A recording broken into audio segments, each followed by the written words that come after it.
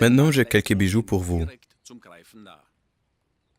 Tenez-vous près de la fontaine avec les statues, telles qu'elles ont été décrites précédemment, et placez-vous de manière à ce que le palais soit sur votre droite et le château en arrière-plan soit sur votre gauche. Droit devant vous, il y a un petit passage avec quelques marches. Ce passage mène au théâtre Heckentheater, qui est également un joyau typique du style baroque. Autrefois, il était utilisé comme théâtre de plein air. À l'arrière du Heckentheater, au-delà des marchés sur la gauche, derrière la clôture et en direction du Mozarteum, vous trouverez une petite maison qui ressemble plutôt à une cabane de jardin. C'est la fameuse maison de la flûte enchantée, dans laquelle Mozart fut apparemment enfermé pour finir son célèbre opéra La flûte enchantée.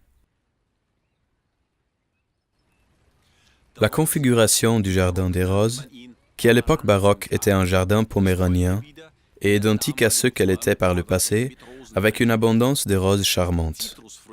Les agrumes étaient considérés comme un symbole de statut social pour un comte et sa cour.